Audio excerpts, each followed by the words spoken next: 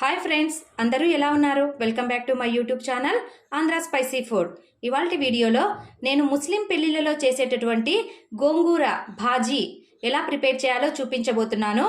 ముస్లింలకు అందరికీ తెలుసునండి భాజీ ఎలా ప్రిపేర్ చేయాలో, కానీ నా ఫ్రెండ్స్ సర్కిల్లో కొంతమందికి తెలియదు కదా, అందుకోసం అనేసి వారి కోసం నేను ఈ వీడియోని చేస్తున్నాను. వీడియోని ఎక్కడా స్కిప్ చేయకుండా లాస్ట్ వరకు చూడండి. నా వీడియో నచ్చినట్లయితే ఒక లైక్ చేయడం మాత్రం మర్చిపోవద్దండి. ఇంకా ఎవరైనా నా ఛానల్ను సబ్స్క్రైబ్ చేసుకొని వాళ్ళు ఉంటే తప్పకుండా సబ్స్క్రైబ్ చేసుకోండి. ఇక లేట్ ఎందుకు, భాజీ ఎలా ప్రిపేర్ చేయాలో చూద్దాం రండి. నేను ఇక్కడ కొద్దిగా ఆయిల్ని వేసుకుంటున్నాను. ఆయిల్ బాగా హీట్ ఎక్కాక కట్ చేసి పెట్టుకున్నటువంటి ఆనియన్స్ని వేసేసుకోవాలి.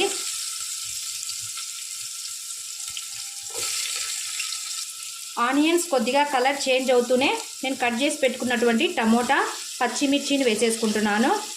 మీరు తినే స్పైసీ బట్టి పచ్చిమిర్చిని వేసుకోండి.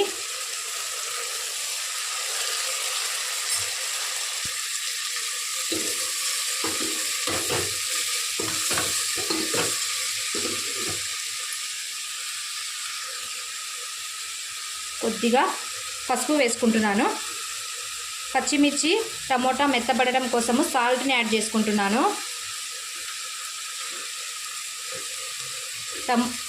టమోటాలు త్వరగా మెత్తబడాలంటే కొద్దిగా సాల్ట్ని యాడ్ చేసుకోవాలి. ఇవి ఎక్కువగా వేగాల్సిన అవసరం లేదండి, ఒక 2 మినిట్స్ మగ్గనిస్తే చాలు. పచ్చిమిర్చి టమోటా ఎక్కువ వేగాల్సిన అవసరం లేదు. చూడండి, ఈ మాత్రం కొద్దిగా మెత్తబడితే చాలు. ఇప్పుడు మనము కడిగి పెట్టుకున్నటువంటి గోంగూరను వేసేసుకుందాము. ఇక్కడ గోంగూర నేను బాగా 2 సార్లు వాటర్తో కడిగేసుకున్నాను. ఇప్పుడు దీన్ని ఇందులోనికి వేసేసుకుంటున్నాను.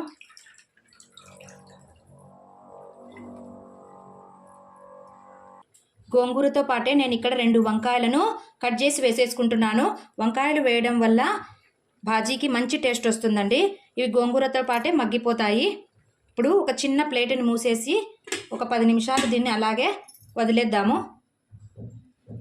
మంటను సిమ్లోనే ఉంచేసి గోంగూరను ఉడికించుకోవాలి, లేదంటే వాటర్ లెవెల్స్ తక్కువైపోయి అడుగంటిపోతుందండి. అందుకోసం అనేసి సిమ్లోనే ఉంచేసేయండి.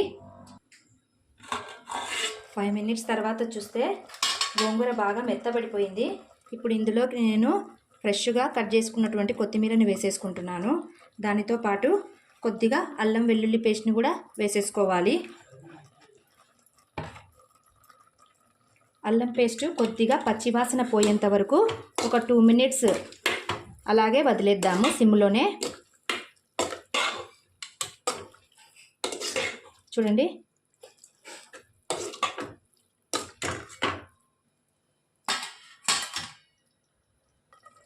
ఈ భాజీలో మనం ఎటువంటి వాటర్ని యాడ్ చేయాల్సిన అవసరం లేదండి. మనం కడిగి పెట్టుకున్నటువంటి గోంగూరలోనే వాటర్ లెవెల్ ఉంటుంది కదా, అందుకోసం అనేసి మనం ఎటువంటి వాటర్ని యాడ్ చేయడం లేదు. చూడండి, సిమ్లో పెట్టి మగ్గించడం వల్ల వాటర్ ఎంత వచ్చేసిందో. మీరు కూడా ఈ రెసిపీని తప్పకుండా ట్రై చేయండి. చూడండి, గోంగూర బాగా మగ్గిపోయింది. ఇప్పుడు ఫైనల్గా ఇందులోకి నేను కొద్దిగా ధనియాల పొడిని వేసేసుకుంటున్నాను. ధనియాల పొడి ఒక 2 నిమిషాలు కలియబెట్టి ఇక దీన్ని స్టవ్ ఆఫ్ చేసుకొని దించేసుకోవడమేనండి. కొద్దిగా గోంగూర చల్లారిన తర్వాత ఎనుపుకోవాలి. చూడండి, పచ్చిమిర్చి కానీ టమోటా అన్నీ ఎంత చక్కగా మగ్గిపోయాయో. ఇప్పుడు స్టవ్ ఆఫ్ చేసేసుకుందాము. కొద్దిగా చల్లారిన తర్వాత